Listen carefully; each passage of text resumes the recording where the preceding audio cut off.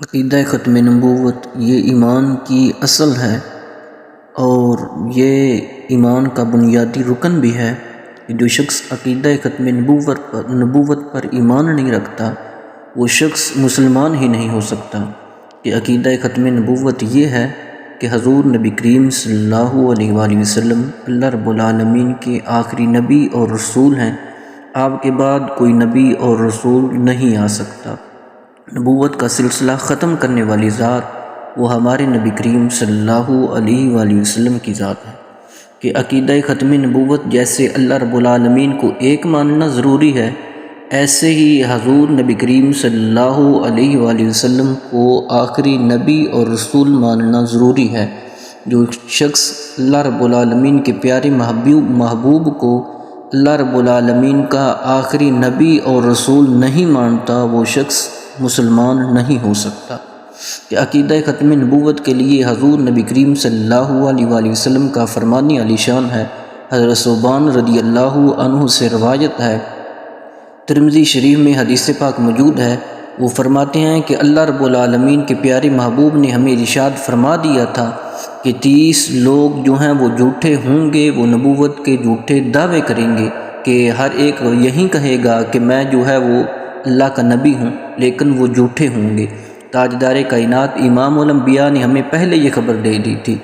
اور 1400 سال کی یہ تاریخ جو ہے یہ گزری ہے،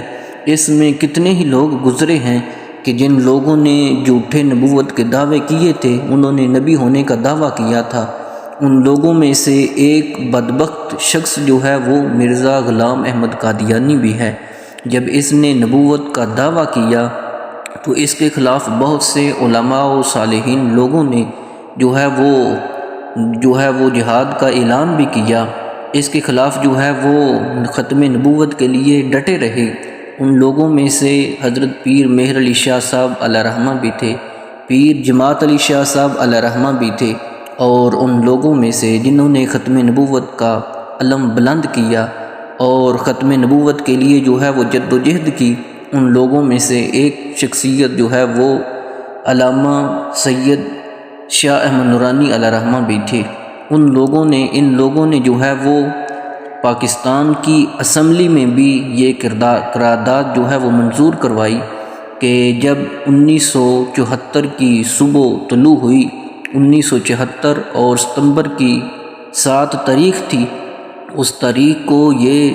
قرارداد جو ہے یہ منظور کروائی گئی کہ پاکستان میں کے اندر رہنے والے قادیانی جو ہیں یہ کافر ہیں، یہ اپنی جو ہے وہ عبادت گاہ کو مسجد کا نام نہیں دے سکتے، اپنے نام کے ساتھ یہ مسلمان کا جو ہے وہ لفظ استعمال نہیں کر سکتے۔ اور اسلام میں جو ہے وہ ختم نبوت کے لیے کام کرنے والی شخصیتوں میں سے ایک شخصیت علامہ سید سعید شاہ صاحب کاظمی علیہ رحمہ بھی ہیں، جنہوں نے ختم نبوت کے عقیدے کے لیے جو ہیں وہ لوگوں سے مناظرے بھی کیے۔ غزالی زماں مناظر اسلام علامہ سید احمد سعید شاہ کاظمی علیہ رحمہ اپنے ایک مناظرے کی رداد کو بیان کرتے ہوئے لکھتے ہیں کہ میں نے قادیانیوں کے ساتھ قادیان میں جا کے مناظرہ کیا، میں نے ان کو حضور کا ایک فرمان سنایا کہ تاجدار کائنات امام الانبیاء نے فرمایا کہ سلسلہ نبوت جو ہے اس کی مثال کو بیان کرتے ہوئے آپ نے ارشاد فرمایا، سرکار نے فرمایا کہ اللہ رب العالمین نے یہ ایک جیسے عمارت بنائی جاتی ہے تو ایک عمارت کے ساتھ تشبیہ دیتے ہوئے فرمایا کہ اس کی ایک اینٹ کی جگہ جو ہے وہ باقی تھی۔ اس حدیث پاک کو امام بخاری نے بھی روایت کیا، فرمایا کہ میری اور گزشتہ انبیاء کرام کی ایسی مثال ہے جیسے کسی شخص نے مکان جو ہے وہ بنایا ہو، فَأَكْمَلَهَا اس نے اسے مکمل کیا اور حسین بنایا، اس میں ایک اینٹ کی جگہ چھوڑ دی، لوگ اس گھر میں داخل ہوتے تھے، اس کے حسن تعمیر پر تعجب کا اظہار کرتے ہیں اور کہتے ہیں کہ کاش یہ اینٹ کی جگہ جو ہے یہ خالی نہ ہوتی۔ تاجدار کائنات امام الانبیاء نے ارشاد فرمایا کہ میں ہی وہ اینٹ ہوں جس سے نبوت کی جو عمارت تھی وہ مکمل ہوئی۔ تو وہ جو آپ کے مد مقابل قادیانی جو ہیں وہ مناظرہ کرنے والے تھے، ایک صاحب نے جو ہے وہ ہمت کی، وہ کہنے لگا کہ صاحب مرزا کا ہم جو ہے وہ پلستر مان لیتے ہیں کہ اس عمارت میں پلستر نہیں ہوا تھا، مرزا جو ہے یہ آ کے پلستر ہو گیا، تو وہ علامہ غزالی زمان علیہ رحمہ فرماتے ہیں کہ تاجدار کائنات امام الانبیاء نے فرمایا کہ فَأَكْمَلَهَا، کہ اس عمارت کو جو ہے وہ مکمل بنانے والے نے مکمل کر دیا ہے، کہ پلستر کے بغیر جو ہے وہ عمارت مکمل ہو سکتی ہے۔ وہ خاموش ہو گیا۔ پھر ایک شخص نے، ایک صاحب نے پھر جرأت کی اور پھر وہ کھڑا ہوا، اس نے کہا کہ ہم مرزا جو ہے اس کا رنگ و روغن جو ہے وہ مان لیتے ہیں، کہ وہ مرزا جو آیا ہے وہ اس عمارت کا رنگ و روغن ہے۔ آپ نے فرمایا کہ میرے آقا کریم صلی اللہ علیہ وآلہ وسلم نے ارشاد فرمایا ہے کہ فَأَحْسَنَهَا، اللہ رب العالمین نے اس کو عمارت کو خوبصورت بھی بنایا ہے۔ آپ بتائیں کہ رنگ و روغن کے بغیر